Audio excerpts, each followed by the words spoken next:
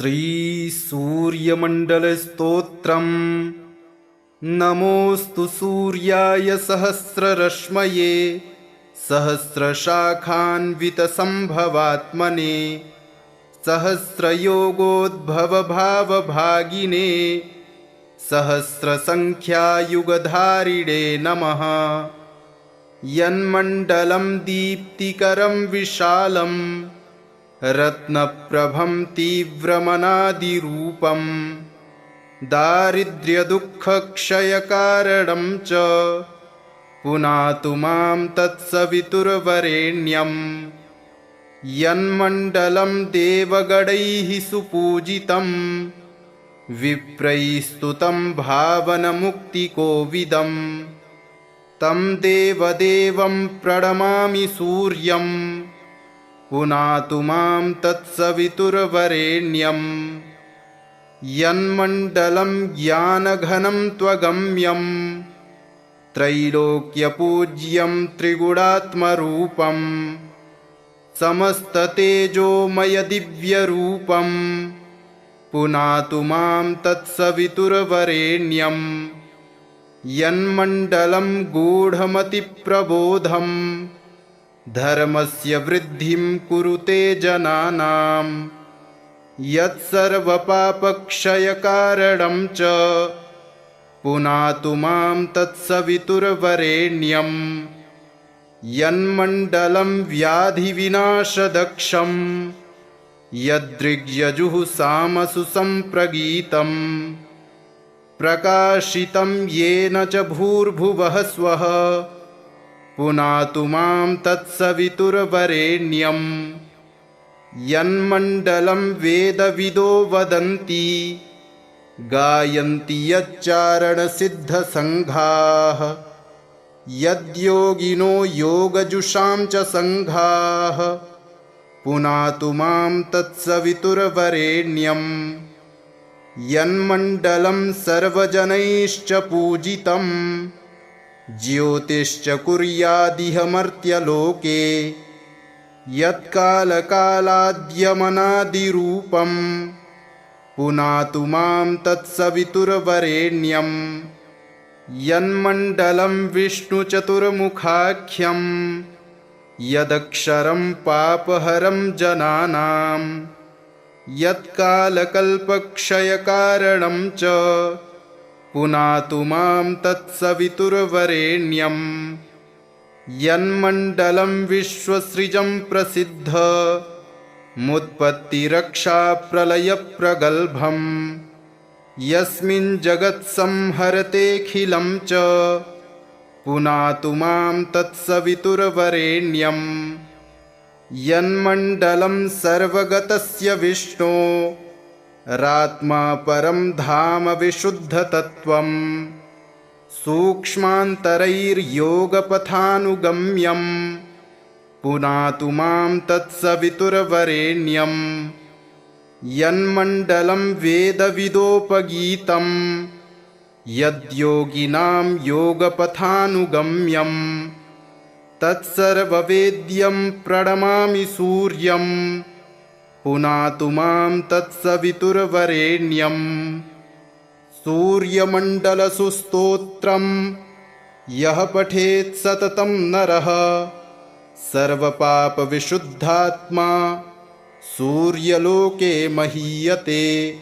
नमोऽस्तु सूर्याय सहस्ररश्मये सहस्रशाखान्वितसम्भवात्मने सहस्रयोगोद्भवभावभागिने सहस्रसङ्ख्यायुगधारिणे नमः। यन्मण्डलं दीप्तिकरं विशालं रत्नप्रभं तीव्रमनादिरूपं दारिद्र्यदुःखक्षयकारणं च पुनातु मां तत्सवितुर्वरेण्यं। यन्मण्डलं देवगणैः सुपूजितं विप्रैः स्तुतं भावनमुक्तिकोविदं तं देवदेवं प्रणमामि सूर्यं पुनातु मां तत्सवितुर्वरेण्यं। यन्मण्डलं ज्ञानघनं त्वगम्यं त्रैलोक्यपूज्यं त्रिगुणात्मरूपं समस्ततेजोमयदिव्यरूपं पुनातु मां तत्सवितुर्वरेण्यं यन्मण्डलं गूढमतिप्रबोधं धर्मस्य वृद्धिं कुरुते जनानां यत्सर्वपापक्षयकारणं च पुनातु मां तत्सवितुर्वरेण्यं यन्मण्डलं व्याधिविनाशदक्षं यदृग्यजुः सामसु सम्प्रगीतं प्रकाशितं येन च भूर्भुवः स्वः पुनातु मां तत्सवितुर्वरेण्यं यन्मण्डलं वेदविदो वदन्ति गायन्ति यच्चारणसिद्धसङ्घाः यद्योगिनो योगजुषां च सङ्घाः पुनातु मां तत्सवितुर्वरेण्यं यन्मण्डलं सर्वजनैश्च पूजितं ज्योतिश्च कुर्यादिह मर्त्यलोके यत्कालकालाद्यमनादिरूपं पुनातु मां तत्सवितुर्वरेण्यं यन्मण्डलं विष्णुचतुर्मुखाख्यं यदक्षरं पापहरं जनानां यत्कालकल्पक्षयकारणं च पुनातु मां तत्सवितुर्वरेण्यं यन्मण्डलं विश्वसृजं प्रसिद्ध मुत्पत्तिरक्षाप्रलयप्रगल्भं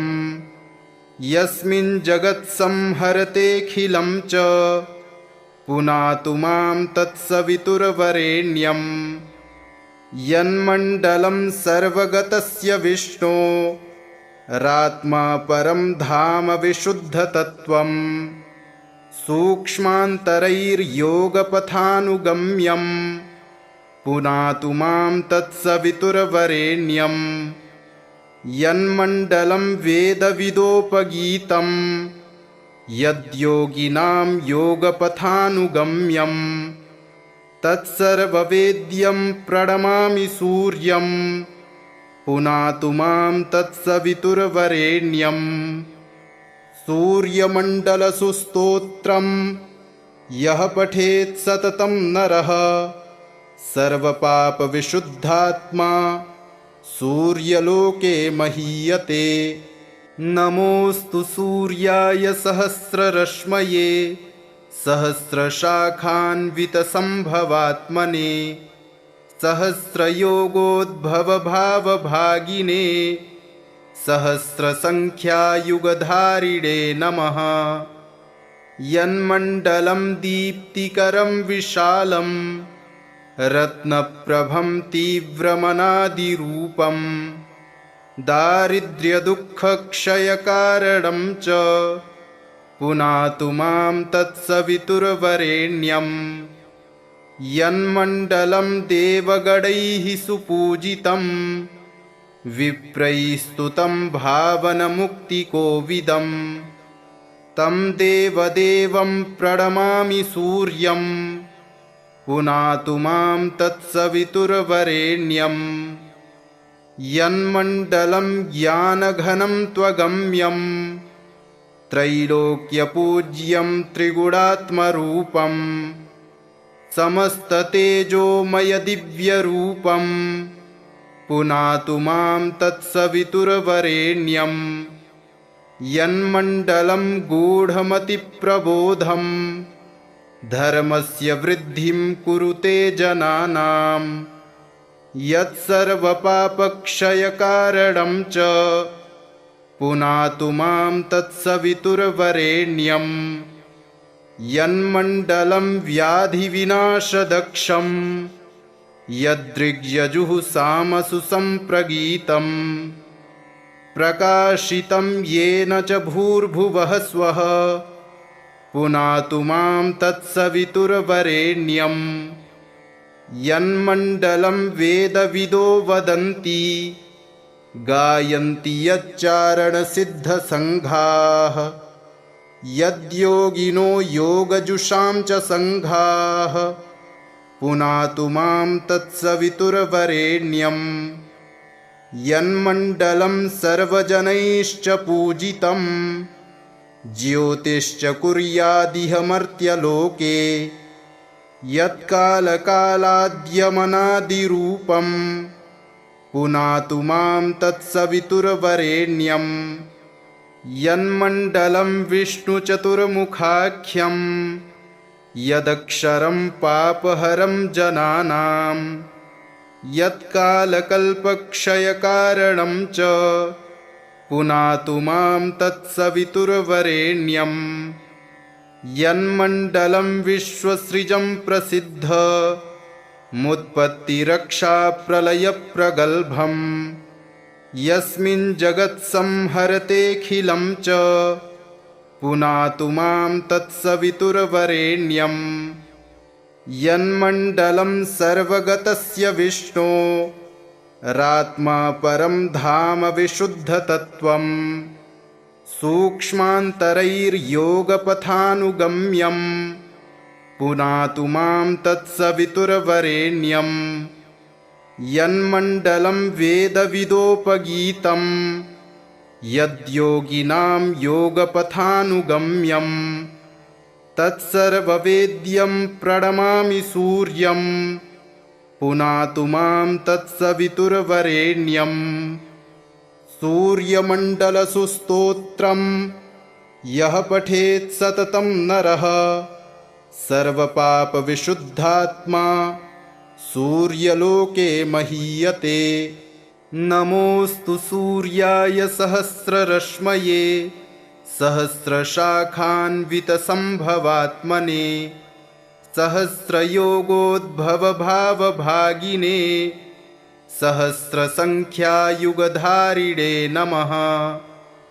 यन्मण्डलं दीप्तिकरं विशालं रत्नप्रभं तीव्रमनादिरूपं दारिद्र्यदुःखक्षयकारणं च पुनातु मां तत्सवितुर्वरेण्यं यन्मण्डलं देवगणैः सुपूजितं विप्रैस्तुतं भावनमुक्तिकोविदं तं देवदेवं प्रणमामि सूर्यं पुनातु मां तत्सवितुर्वरेण्यं यन्मण्डलं ज्ञानघनं त्वगम्यं त्रैलोक्यपूज्यं त्रिगुणात्मरूपं समस्ततेजोमयदिव्यरूपं पुनातु मां तत्सवितुर्वरेण्यं यन्मण्डलं गूढमतिप्रबोधं धर्मस्य वृद्धिं कुरुते जनानां यत्सर्वपापक्षयकारणं च पुनातु मां तत्सवितुर्वरेण्यं यन्मण्डलं व्याधिविनाशदक्षं यदृग्यजुः सामसु सम्प्रगीतं प्रकाशितं येन च भूर्भुवः स्वः पुनातु मां तत्सवितुर्वरेण्यं यन्मण्डलं वेदविदो वदन्ति गायन्ति यच्चारणसिद्धसङ्घाः यद्योगिनो योगजुषां च सङ्घाः पुनातु मां तत्सवितुर्वरेण्यं यन्मण्डलं सर्वजनैश्च पूजितं ज्योतिश्च कुर्यादिह मर्त्यलोके यत्कालकालाद्यमनादिरूपं पुनातु मां तत्सवितुर्वरेण्यं यन्मण्डलं विष्णुचतुर्मुखाख्यं यदक्षरं पापहरं जनानां यत्कालकल्पक्षयकारणं च पुनातु मां तत्सवितुर्वरेण्यं यन्मण्डलं विश्वसृजं प्रसिद्ध मुत्पत्तिरक्षाप्रलयप्रगल्भं यस्मिन् जगत्संहरतेऽखिलं च पुनातु मां तत्सवितुर्वरेण्यं यन्मण्डलं सर्वगतस्य विष्णो रात्मा परं धाम विशुद्धतत्त्वं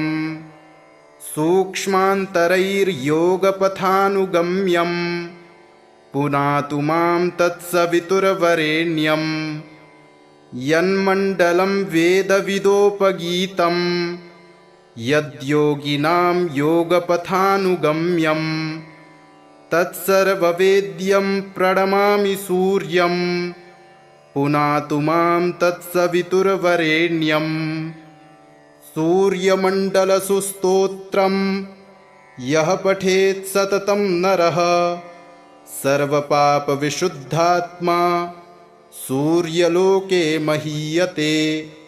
नमोऽस्तु सूर्याय सहस्ररश्मये सहस्रशाखान्वितसम्भवात्मने सहस्रयोगोद्भवभावभागिने सहस्रसङ्ख्यायुगधारिणे नमः।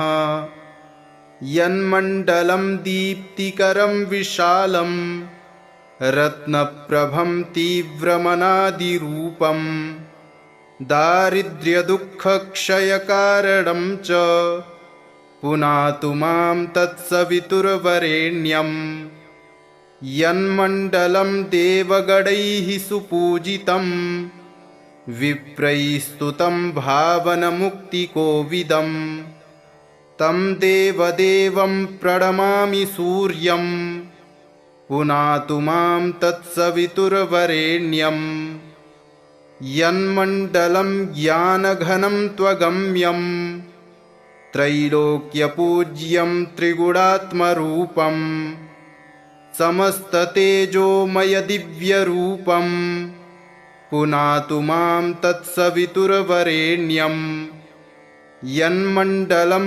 गूढमतिप्रबोधं धर्मस्य वृद्धिं कुरुते जनानां यत्सर्वपापक्षयकारणं च पुनातु मां तत्सवितुर्वरेण्यं यन्मण्डलं व्याधिविनाशदक्षं यदृग्यजुः सामसु सम्प्रगीतं प्रकाशितं येन च भूर्भुवः स्वः पुनातु मां तत्सवितुर्वरेण्यं यन्मण्डलं वेदविदो वदन्ति गायन्ति यच्चारणसिद्धसङ्घाः यद्योगिनो योगजुषां च सङ्घाः पुनातु मां तत्सवितुर्वरेण्यं यन्मण्डलं सर्वजनैश्च पूजितं ज्योतिश्च कुर्यादिह मर्त्यलोके यत्कालकालाद्यमनादिरूपं पुनातु मां तत्सवितुर्वरेण्यं यन्मण्डलं विष्णुचतुर्मुखाख्यं यदक्षरं पापहरं जनानां यत्कालकल्पक्षयकारणं च पुनातु मां तत्सवितुर्वरेण्यं यन्मण्डलं विश्वसृजं प्रसिद्ध मुत्पत्तिरक्षाप्रलयप्रगल्भं यस्मिन् जगत्संहरतेऽखिलं च पुनातु मां तत्सवितुर्वरेण्यं यन्मण्डलं सर्वगतस्य विष्णो रात्मा परं धाम विशुद्धतत्त्वं सूक्ष्मान्तरैर्योगपथानुगम्यं पुनातु मां तत्सवितुर्वरेण्यं यन्मण्डलं वेदविदोपगीतं यद्योगिनां योगपथानुगम्यं तत्सर्ववेद्यं प्रणमामि सूर्यं पुनातु मां तत्सवितुर्वरेण्यं सूर्यमण्डलसुस्तोत्रं यः पठेत् सततं नरः सर्वपापविशुद्धात्मा सूर्यलोके महीयते। नमोऽस्तु सूर्याय सहस्ररश्मये सहस्रशाखान्वितसम्भवात्मने सहस्रयोगोद्भवभावभागिने सहस्रसङ्ख्यायुगधारिणे नमः। यन्मण्डलं दीप्तिकरं विशालं रत्नप्रभं तीव्रमनादिरूपं दारिद्र्यदुःखक्षयकारणं च पुनातु मां तत्सवितुर्वरेण्यं। यन्मण्डलं देवगणैः सुपूजितं विप्रैस्तुतं भावनमुक्तिकोविदं तं देवदेवं प्रणमामि सूर्यं पुनातु मां तत्सवितुर्वरेण्यं। यन्मण्डलं ज्ञानघनं त्वगम्यं त्रैलोक्यपूज्यं त्रिगुणात्मरूपं समस्ततेजोमयदिव्यरूपं पुनातु मां तत्सवितुर्वरेण्यं। यन्मण्डलं गूढमतिप्रबोधं धर्मस्य वृद्धिं कुरुते जनानां यत्सर्वपापक्षयकारणं च पुनातु मां तत्सवितुर्वरेण्यं। यन्मण्डलं व्याधिविनाशदक्षं यदृग्यजुः सामसु सम्प्रगीतं प्रकाशितं येन च भूर्भुवः स्वः पुनातु मां तत्सवितुर्वरेण्यं। यन्मण्डलं वेदविदो वदन्ति गायन्ति यच्चारणसिद्धसङ्घाः यद्योगिनो योगजुषां च सङ्घाः पुनातु मां तत्सवितुर्वरेण्यं। यन्मण्डलं सर्वजनैश्च पूजितं ज्योतिश्च कुर्यादिह मर्त्यलोके यत्कालकालाद्यमनादिरूपं पुनातु मां तत्सवितुर्वरेण्यं।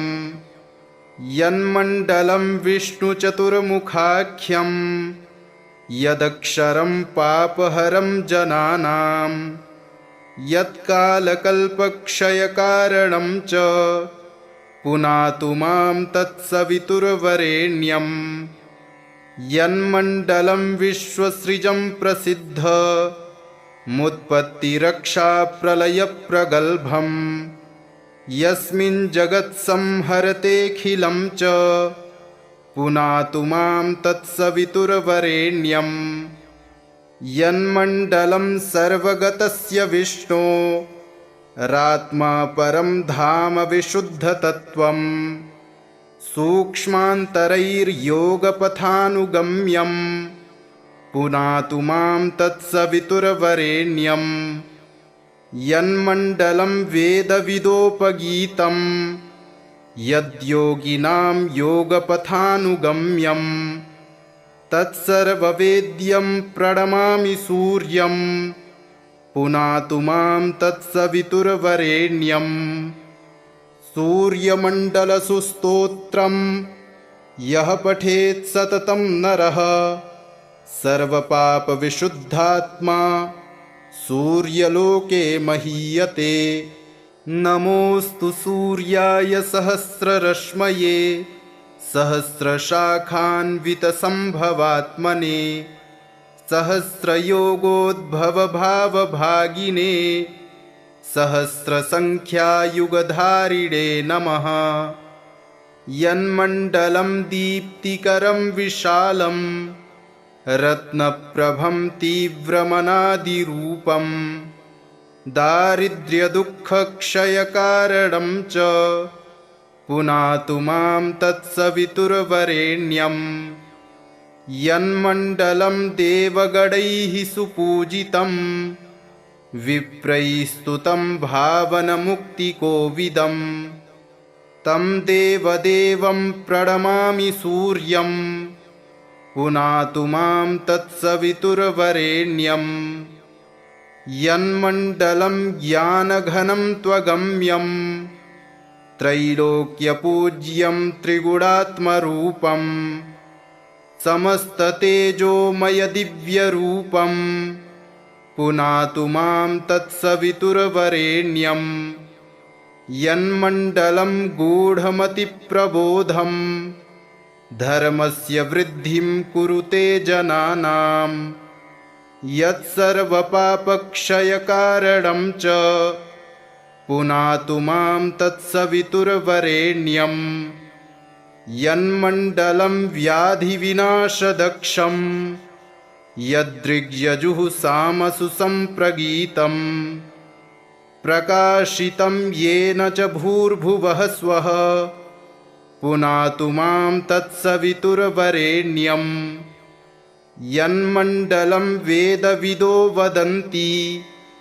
गायन्ति यच्चारणसिद्धसङ्घाः यद्योगिनो योगजुषां च सङ्घाः पुनातु मां तत्सवितुर्वरेण्यं यन्मण्डलं सर्वजनैश्च पूजितं ज्योतिश्च कुर्यादिह मर्त्यलोके यत्कालकालाद्यमनादिरूपं पुनातु मां तत्सवितुर्वरेण्यं यन्मण्डलं विष्णुचतुर्मुखाख्यं यदक्षरं पापहरं जनानां यत्कालकल्पक्षयकारणं च पुनातु मां तत्सवितुर्वरेण्यं यन्मण्डलं विश्वसृजं प्रसिद्ध मुत्पत्तिरक्षाप्रलयप्रगल्भं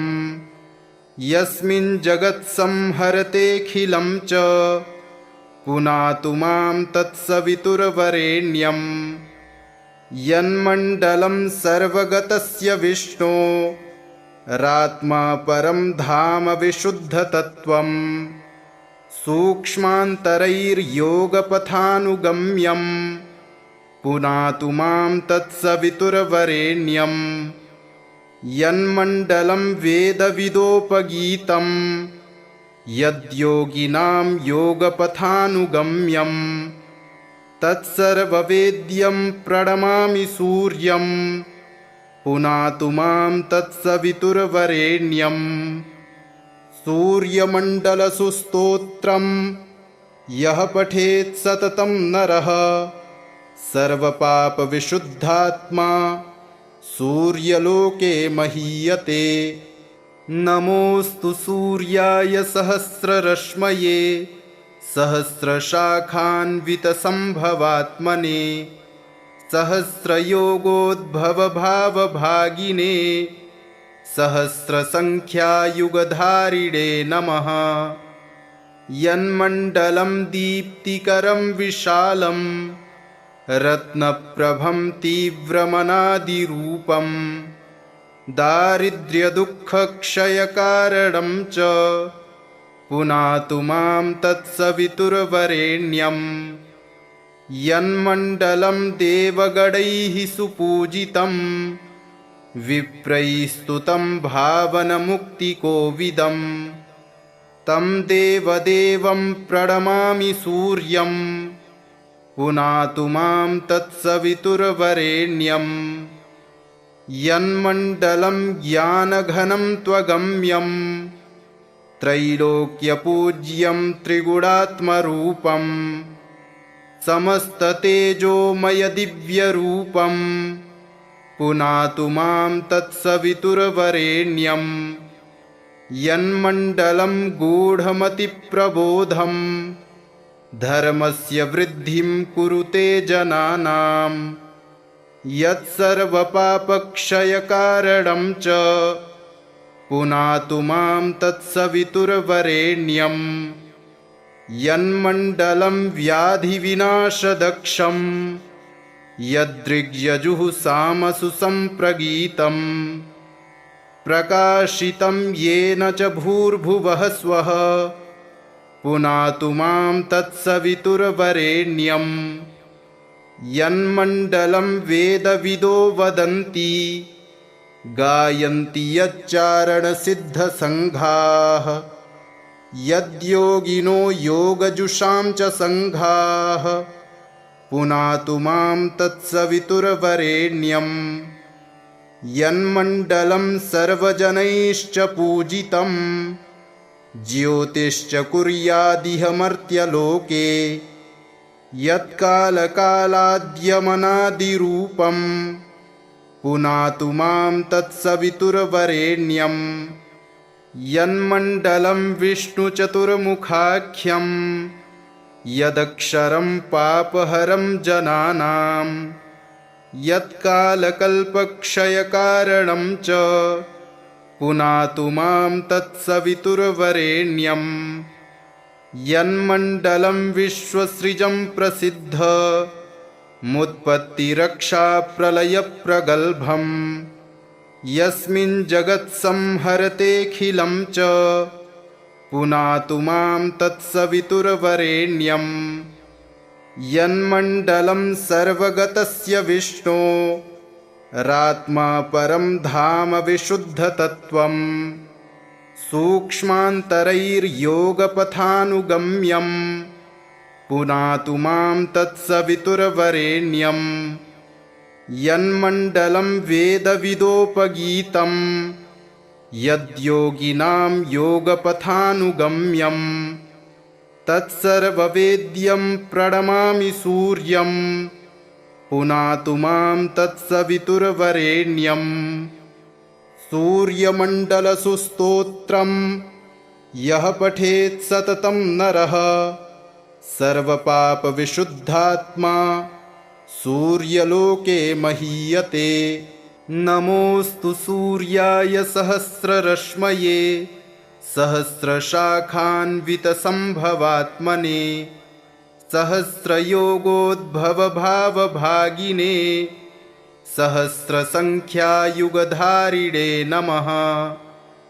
यन्मण्डलं दीप्तिकरं विशालं रत्नप्रभं तीव्रमनादिरूपं दारिद्र्यदुःखक्षयकारणं च पुनातु मां तत्सवितुर्वरेण्यं यन्मण्डलं देवगणैः सुपूजितं विप्रैस्तुतं भावनमुक्तिकोविदं तं देवदेवं प्रणमामि सूर्यं पुनातु मां तत्सवितुर्वरेण्यं यन्मण्डलं ज्ञानघनं त्वगम्यं त्रैलोक्यपूज्यं त्रिगुणात्मरूपं समस्ततेजोमयदिव्यरूपं पुनातु मां तत्सवितुर्वरेण्यं यन्मण्डलं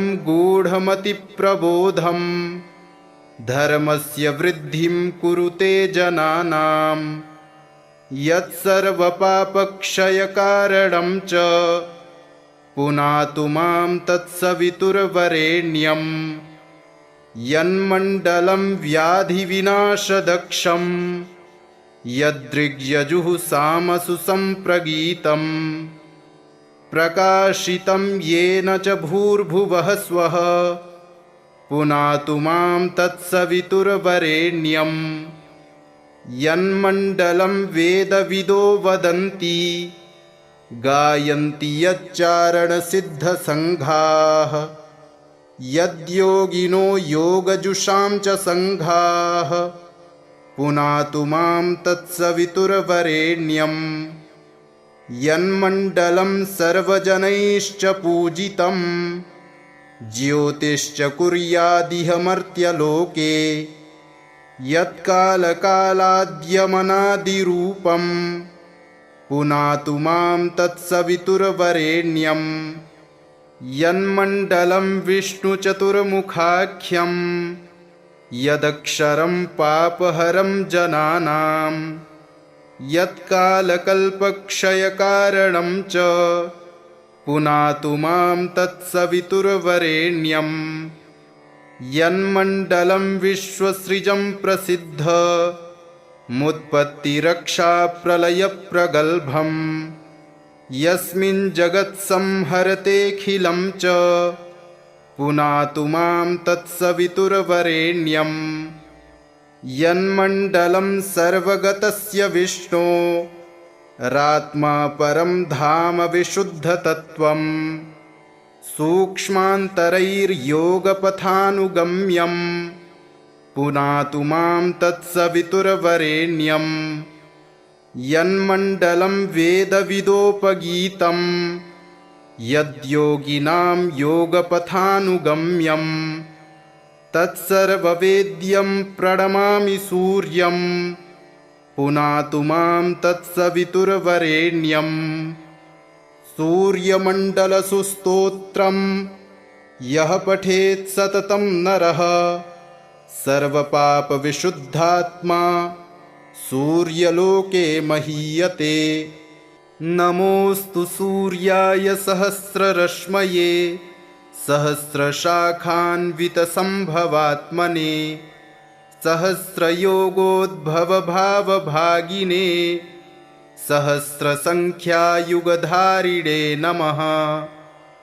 यन्मण्डलं दीप्तिकरं विशालं रत्नप्रभं तीव्रमनादिरूपं दारिद्र्यदुःखक्षयकारणं च पुनातु मां तत्सवितुर्वरेण्यं यन्मण्डलं देवगणैः सुपूजितं विप्रैस्तुतं भावनमुक्तिकोविदं तं देवदेवं प्रणमामि सूर्यं पुनातु मां तत्सवितुर्वरेण्यं यन्मण्डलं ज्ञानघनं त्वगम्यं त्रैलोक्यपूज्यं त्रिगुणात्मरूपं समस्ततेजोमयदिव्यरूपं पुनातु मां तत्सवितुर्वरेण्यं यन्मण्डलं